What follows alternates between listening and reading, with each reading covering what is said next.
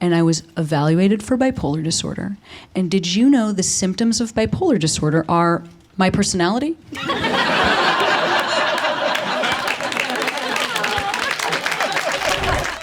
Yeah, it's like too much energy, too many ideas, too much confidence. Clumsiness is one. You can fall in a hole. Religious fervor is one. Come on. It was like a 45-minute long evaluation, and I got 100%. I got diagnosed when I was like in my 40s.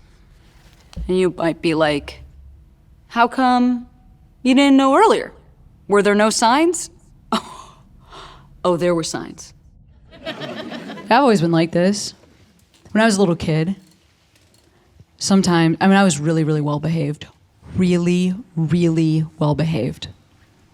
But sometimes I would get really worked up and break everything that I owned. Have you ever seen the X-Men movies? You know how sometimes there's like a little kid and they're in their room and they're levitating all of their objects? But then the parents come in and all the objects crash to the floor. Boom! And then the kid turns around, I'm sorry! But then the parent goes, it's okay. And then Charles Xavier comes in, come with us! You know what I mean? That was what my childhood was like, but Charles Xavier never showed up. No, I've always been like this. It's just that bipolar disorder is hereditary. And I'm not saying anything about anything, but I am the least interesting member of my family.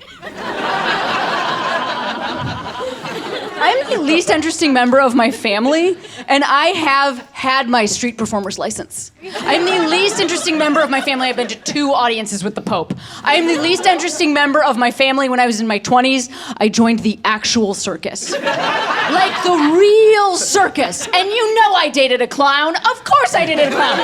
You know I dated a clown, and she was in an open clown marriage with another clown. You know she was. And when we were in Portland on tour with the circus, you know I met the clown's wife from the open clown marriage in a natural hot spring pool.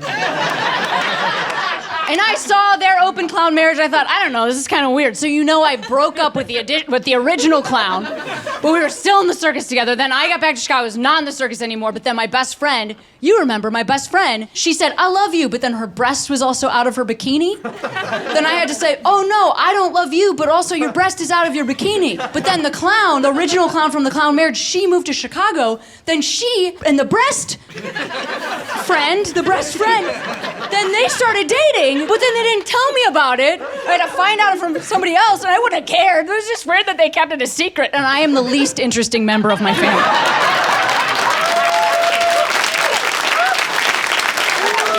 You're going pretty fast.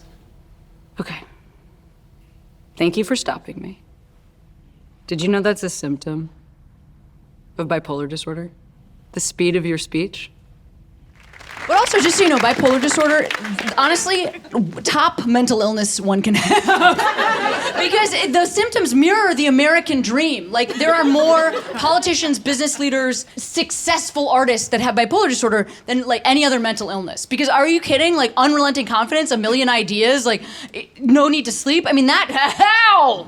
That can really work. I mean, throughout even history, we have changed the world so much. You know who had bipolar disorder? Van Gogh. You ever heard of painting? You know who else? Sir Isaac Newton. Have you ever been affected by gravity? Chappell Roan has bipolar disorder. Elaborate lesbian stage shows. Did we get it? Do you want to do a short pickup on this? That's ours. That's us. That's us.